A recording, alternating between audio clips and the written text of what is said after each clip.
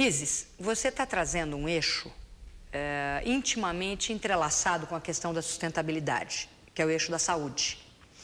A gente teve aqui já 2 vezes o Dr. Sérgio Weissmann, que colocou com muita clareza, muita precisão, o fato de que existe hoje toda uma indústria voltada à doença. A gente não tem a indústria da saúde, nós temos a indústria da doença.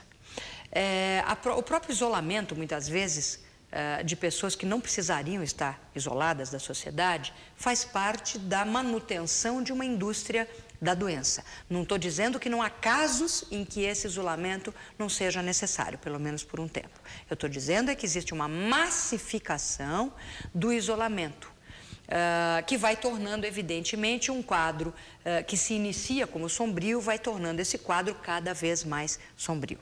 A verdade é que, da mesma forma em que a gente precisa olhar a saúde construindo uma indústria da saúde e trazer todas as pessoas para uma possibilidade de acolhimento e de diálogo, as coloca no despertar da sua própria possibilidade de saúde, se isso por um lado é verdade, também é verdade, por outro lado, que a gente não pode entender como doença só aquilo que se convencionou chamar de doença. Por exemplo, a sustentabilidade, a base da sustentabilidade é a consciência. A consciência do ser humano está despertando para essa questão da sustentabilidade, por exemplo.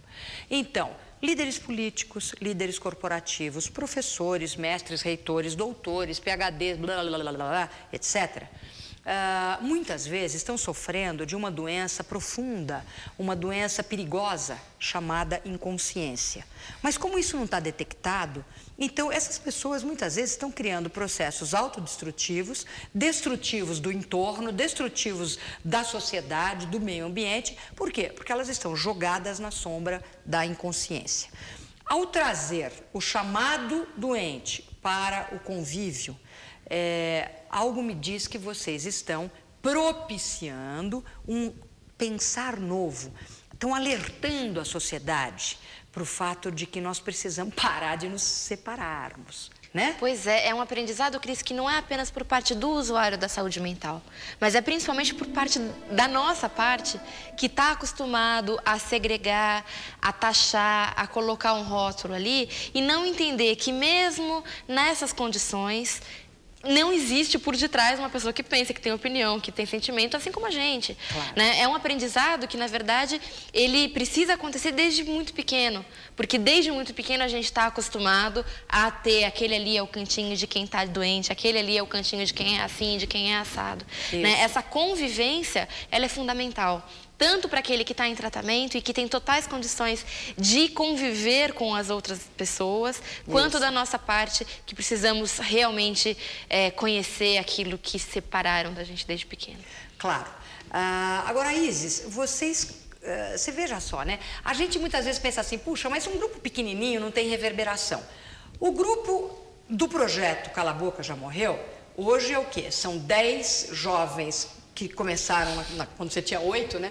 13 anos depois você está com 21, né? Então, são 10 jovens já com vamos dizer, uma experiência de 13 anos e são 20 crianças, criancinhas mesmo, Sim. Fazendo todo esse movimento maravilhoso. Agora, vocês foram convidados, inclusive, pela primeira vez, inclusive na história do nosso país, a ter a voz da criança ouvida numa conferência da maior importância. Eu queria que você falasse disso um pouquinho, do que se trata. Certo. Em 2003, o governo Lula chama, pela primeira vez na história, como você bem coloca, crianças e adolescentes para discutir política pública.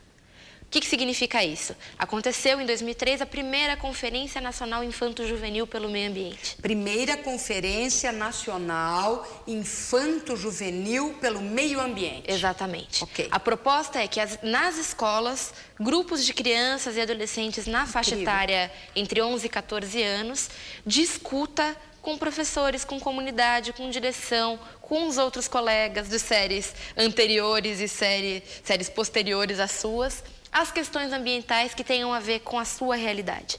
Falando de meio ambiente, não apenas como a natureza, mas principalmente as relações sociais que a gente estabelece. né? Então, a Conferência Infanto-Juvenil pelo Meio Ambiente aconteceu em 2003, agora nós estamos na 3ª edição. E é um processo muito legal de ver que realmente opinião de criança e adolescente é levado em conta. O trabalho que o Cala a Boca Já Morreu desempenhou nas 2 conferências anteriores foi de fazer com que, no momento da Conferência Nacional, o resultado dessa conferência não ficasse somente no papel, naquela brochura que a gente está acostumado a ver. Mas que as crianças e adolescentes conseguissem fazer com que o resultado da conferência fosse trabalhado em rádio, em vídeo, em jornal, para voltar para a comunidade e ter, de fato, um impacto. Não adianta a gente decidir em várias instâncias e o negócio não voltar. Perfeito. Se você faz um programa de rádio falando sobre as mesmas coisas que vão estar no documento escrito e manda isso de volta para a escola, você consegue ter uma retroalimentação muito legal. Você cria um círculo virtuoso. Com certeza. Ou seja, de repente, um grupo que tem 10 jovens e 20 crianças em ação tem já parceria com o Ministério da Cultura e com o Ministério do Meio Ambiente, se eu entendi direito. Ministério da Educação e Ministério do Meio Ambiente. Ministério da Educação e Ministério do Meio Ambiente.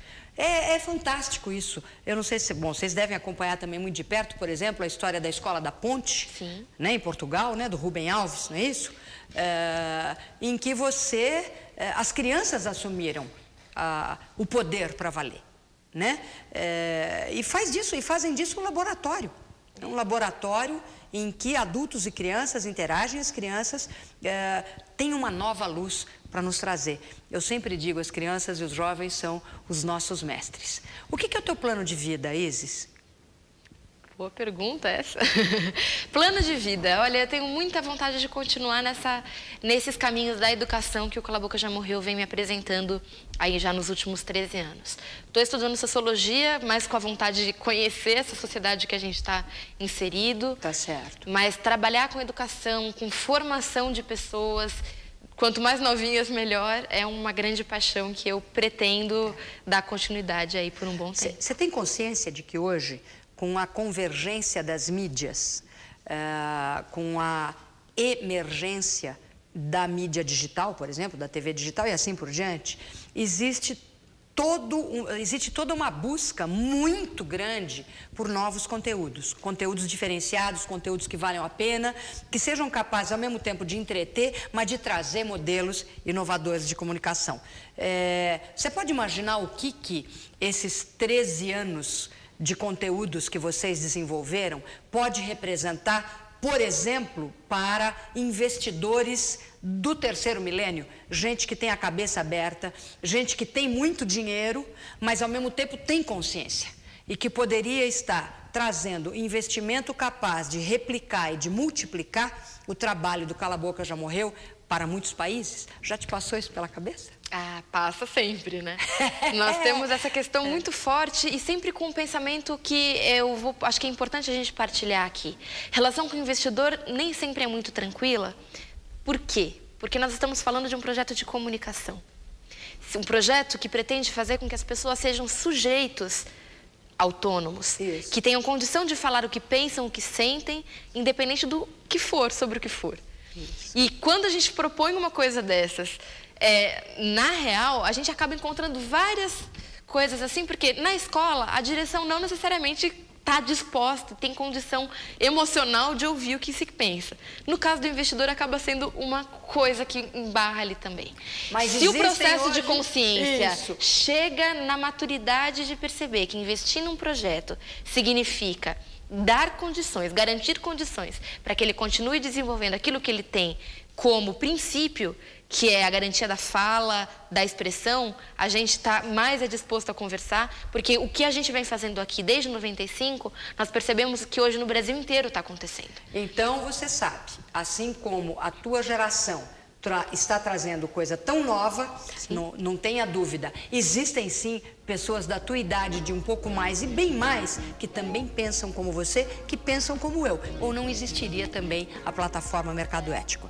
Muito obrigada, Isis, prazer enorme de te conhecer de novo. Grande alegria estar com você. E até a próxima.